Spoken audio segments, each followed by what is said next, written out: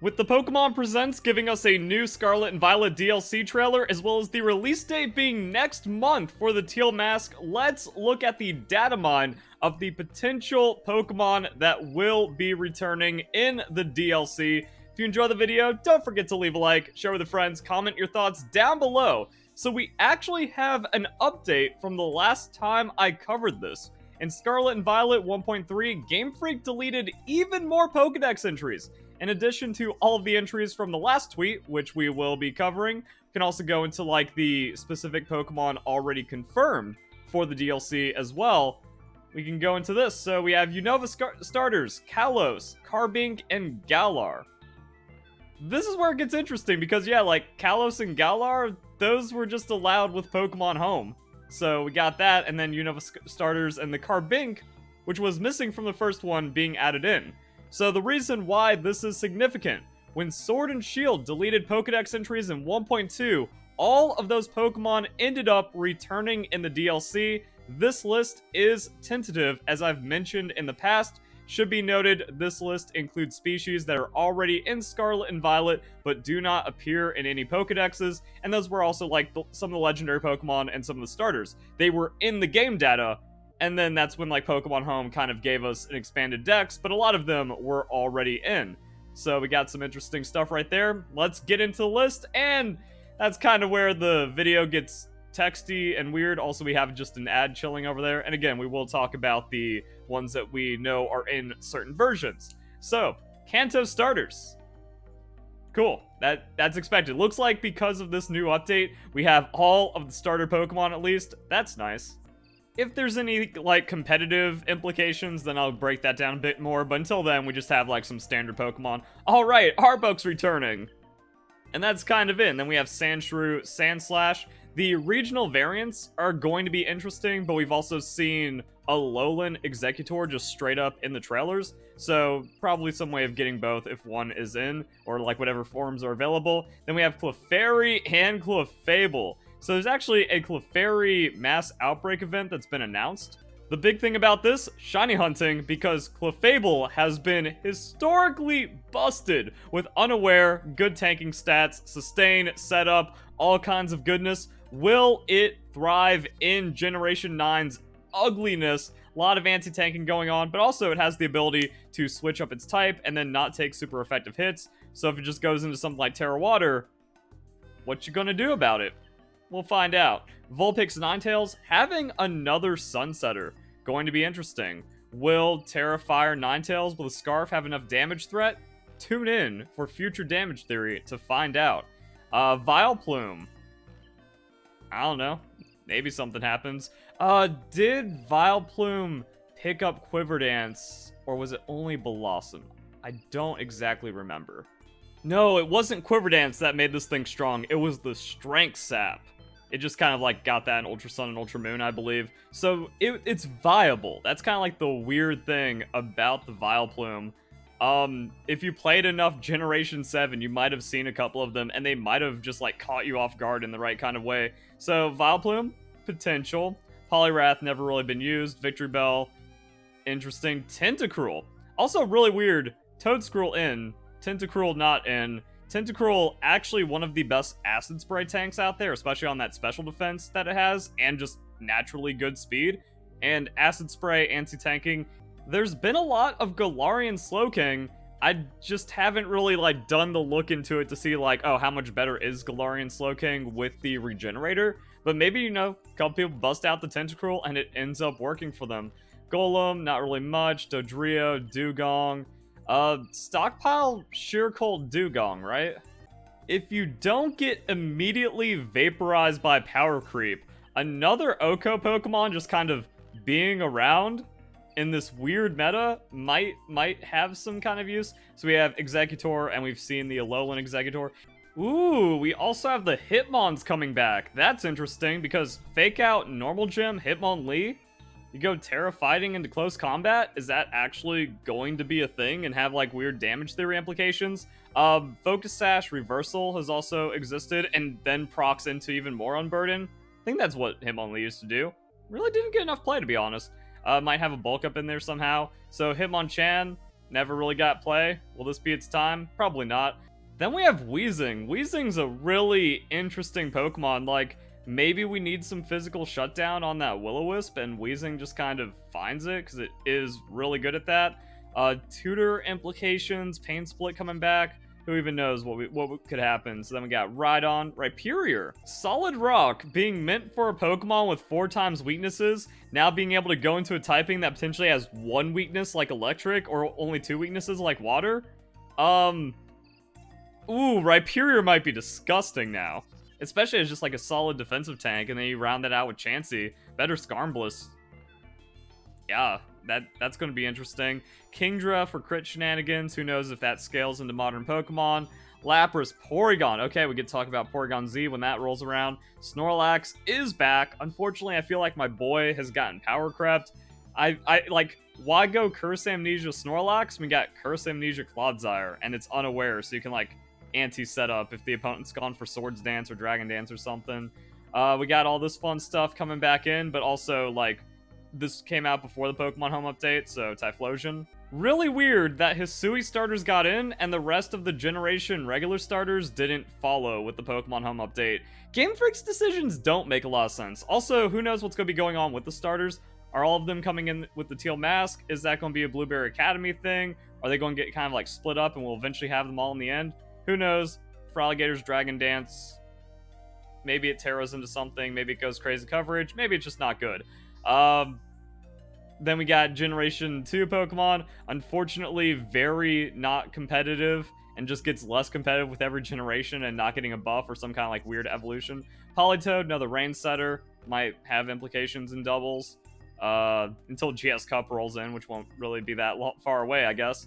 Magcargo as like a defensive tank might have a weird thing going for it, especially because Lava Plume is the new Scald. Not a lot of Pokemon are like using the Lava Plume. Skarmory though, Skarmbliss is back. Who knows how that's gonna go. Really weird interaction now, because Punching Glove making like contact not matter means that Skarmory is not going to be able to deal with the Urshifu as much, because it was mostly just like they come in and they destroy themselves on the Rocky Helmet Skarmory with the Surging Strikes. That don't happen anymore. Kingdra, again, crit shenanigans. Porygon 2, Eviolite tank with recovery that has like weird... This is going to get interesting with the Porygons and Terastallization. Analytic Porygon with any kind of dual type and built-in recovery, also just Eviolite. Yeah. Him on top has been weird in the past on just like pulling shenanigans or being a double supporter. Then we get into these guys. Oh man, what's Hoenn starter going to look like? We got Sceptile, Blaziken, Swampert. Sceptile, Swampert not really getting too much usage. They can be very setup heavy, but then does the speed boost Blaziken take over, or has it been way too power crept? Early Generation 3 decks, not a lot of competitive shenanigans. I feel like Ludicolo's probably been far power crept out. Ooh, though. Illumise Volbeat Prankster. Yeah, that's how I see the game, guys. Ludicolo, no, there's nothing here anymore. Shiftries, whatever, and starters, I sleep. Illumise with that, like, Prankster setup, it isn't... That's the thing, right? Wow. I know that I haven't been able to use these Pokemon for a while, but... You couldn't catch them since, like, Omega Ruby Alpha Sapphire in a competitive game that mattered. Like, sure, it came back in Brilliant Diamond Shine Pearl, but no one played that competitively. And then just missing from Sword and Shield, initially unobtainable in Pokemon Scarlet and Violet, and had to be banked for Pokemon Sun and Moon. That's just... why? That's so wacky. Oh. I'm just, like, thinking, what if there's, like, the ultimate Giga shenanigans, where... it switches in on an Iron Bundle. Like, you predict the Encore from Iron Bundle. You switch in, and then you Encore Iron Bundle's Encore. Oh, that can get kind of nasty. We also got, like, screen settings. So maybe, like, you can set up some screens. If the opponent goes for setup, you Encore them, and then you just have, like, the safest switch into a sweep. You've got Prankster options on Thunderwave Swagger, but I guess, like, Klefki can do that. A Baton Pass, just kind of chilling in there. Encore as an egg move and a learn. Bold. For some reason, I remember Illumise being the Prankster Madness, but we still have like Tail Glow, Baton Pass on the Volbeat.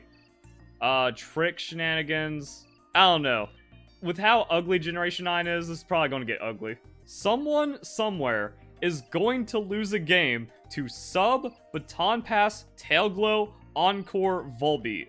And it's probably going to be a lead, where it's like, oh, just kind of predict whatever the opponent's going to do. Sub first turn, they go Stealth Rocks, and then you Encore them. And then after that, you get a Tail Glow on their switch, and you Baton Pass the free sub. Ah, it's going to be disgusting.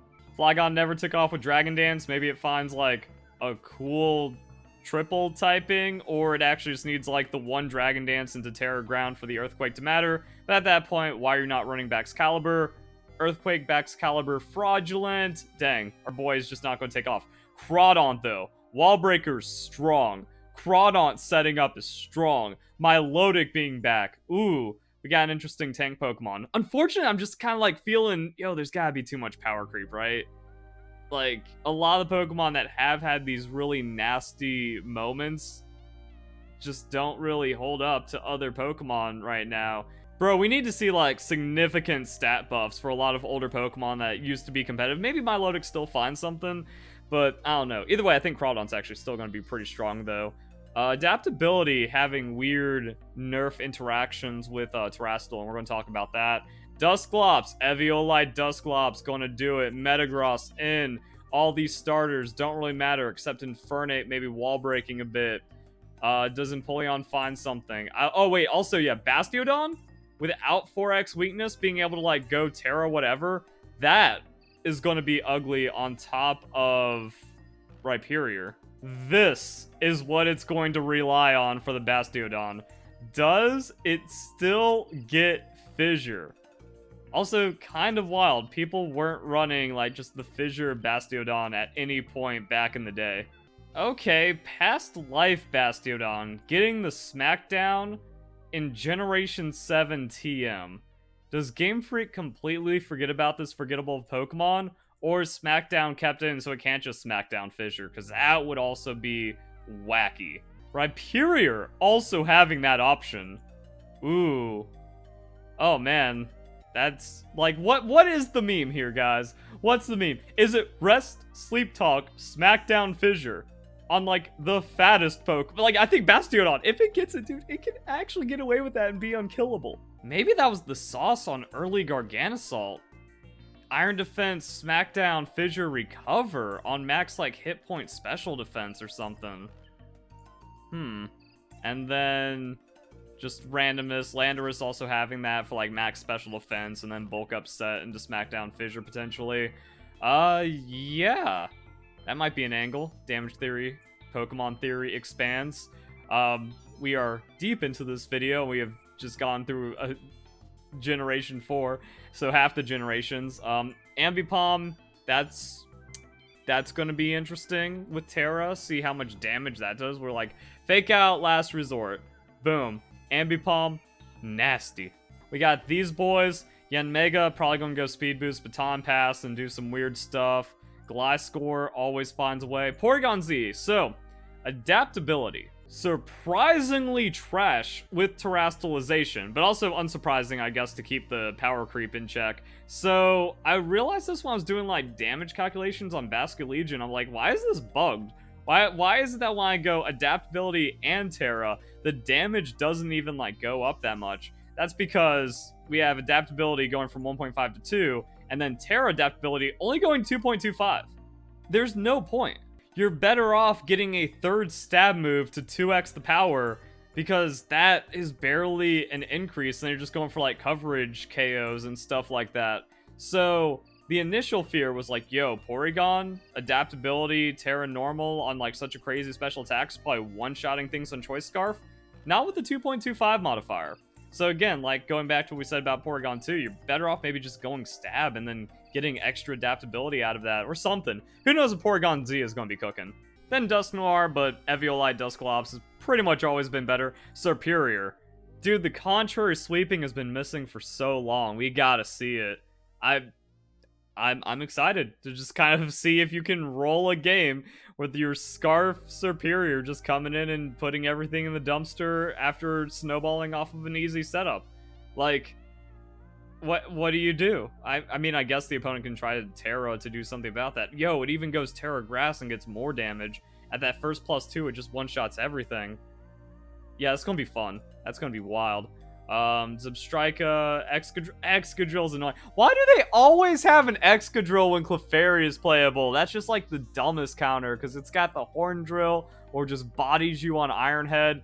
Also, Excadrill was like the beginning of Oko Creep in Generation 8, where it's like, wait a second, despite Dynamax immuning Oko moves, Season 3 of Pokemon Sword and Shield just started introducing like a lot of this, just one-shotting things or like Oko moves, because tank Pokemon were still getting out of control because they can just Dynamax, match the Dyna, protect out, like max guard out some of the opponent's setup, and then just go into like Stockpile and Toxapex. The only way you could win a game at that point is with an Excadrill, pretty much. Or just like another weird, crazy anti-tank thing, like trick Scarf on it before it can set up too much. Don't know what Conkeldurr is going to do. Try to see some people wall break with it. I feel like this Pokemon still gets chumped. Leavanny's going to be interesting. Scrafty finds ways. Chinchino. I mean, if the mouse couldn't take off, I don't see how Chinchino does much. Solosis, Duosion, Reuniclus. Reuniclus Regenerator. Always has some play. Galvantula. Surprising, like, just sweeper sometimes where you set up a little bit and then like you double shot something on a Thunder. It's possible. Might find a way to win. Minshao, Golurk, Mandibuzz. Oh, Mandibuzz being like the old school stall Pokemon just coming in. Maybe that's still nasty. Delphox, no one's played it despite it being available in Terra Raids. Also kind of like a weird thing about this with the Terra Raid Pokemon and the starters before like Pokemon Home integration, whatever. Seen more Chestnut. I lost to the Chestnut, and I forgot Greninja existed, which is really weird. Like, yeah, no one using Greninja, no one using Delphox. Chestnut, actually playable. Meowstic, whenever you get Prankster possibilities, that's kind of cool. Malamar, maybe something happens with Malamar. Carbink also being able to Terra has some weird implications. Trevenant, we need Keyberry and Marangaberry to come back, see how that goes. Then we got these guys. Incineroar, yay, VGC is ruined. Primarina might dunk. Toucanon, just never saw it, but like Chargebug's cool. Eviolite Chargebug, that special attack bonus in doubles. Vikavolt, never took off because it was like too slow, didn't like catch the correct wall breaking tier into damage and stuff or trade properly. Rabombi, Quiver Dance is always scary. Araquanid, yo, what does Water Bubble do on this thing? Oh, actually could be crazy. Minior sitting out for a while, that's gonna be really cool. Comfey, the best Cinderace counter, does not have to worry about Dynamax. We got some really fun Pokemon coming in now. Rillaboom, I kind of made it sweep kind of work. Cinderace, there's rumors of Choice Band Cinderace bodying the game. No one took off my Inteleon set, so yeah, that's kind of like these Pokemon are in already, but also just kind of upsetting that it's like, yeah, still not seeing the craziest competitive diversity. Cramorant, Milcery, yo, a Pokemon that can, like, I think it has, is it Calm Mind, Iron Defense plus the Draining Kiss, or it has like a Recover baked in? Except it's not Milcery, it's all creamy. But I tried to use it. It didn't take off in Dynamax, but not being able to get Encored is what I need. Yeah, Acid Armor, close enough. Like, look at this Pokemon. Acid Armor, Calm Mind, Recover, Draining Kiss. How did that not work? I ran it a bit, but it was difficult to get sweeps on. I might have like 1 or 2 somewhere on the channel, but I just like put the Pokemon away. I'm like, it doesn't work for some reason, somehow. I don't understand. Especially with Aroma Veil, can't be taunted, Encored, disabled, cursed body, anything. You can't do anything to it. What went wrong? I don't remember what went wrong, but there's no way it can go wrong, especially with Terra. Bro, it also has like the fattest special defense, max hit points, max defense. You're set. How did it not work? Morpeko, Duraludon. Duraludon gets weird, and we talked about like competitive implications for its evolution, and then like Eviolite and stuff. And then we had all of the other Pokemon coming in with Pokemon Home. As for the Pokemon that are confirmed through trailers in the Teal mask, we have Arbok, we got Clefable, Ninetales, Poliwrath, Blossom, that also means Vileplume, Snorlax, Furret, Ambipom coming in. Also, you gotta wonder, like, how far it goes. You know, Gligar means Gliscor, Yanmega, so maybe we see the Porygon Z here, the Dusclops, and all that fun stuff. Shiftry, Crawdon. So yeah, we saw the Crawdon, I think, in, like, the last trailer or something, so it's like, ooh, that speculation's already kicking up. Milotic, Mandibuzz, Trevenant, Vikavolt, Cramorant. You know, it's gonna be interesting to see how this develops. Also, like, implications with the Generation 4 evolutions coming in. And weird, like, just in the middle stuff where it's like, yeah, the Charmander's here. And then not, like, implying the rest of the Kanto starters also kind of out of order. But I guess maybe this is in the order they were revealed based on the trailers or something. And even though we saw Gligar, no implication of Gliscor, I think Joe Merrick does some weird stuff often, not finishing out the evolutionary lines and maybe missing a couple Pokemon. So yeah, there we go, guys. I just gave a pretty in-depth breakdown, but I think competitive gets spiced up by a couple of these Pokemon. You know, we talked about it. Also, some, like, past competitive Pokemon maybe not having it anymore, and that's kind of unfortunate. But if, like, there's enough things to mix up the meta, maybe knock a couple Pokemon off the top, hopefully play nice, counter some of, like, the Ruination Pokemon somehow, and then, yeah, it just kind of works out. But yeah, it's a lot of Pokemon. So there we go, guys. Hope you all enjoy the video. Hope you all have a nice day. Thank you very much for watching.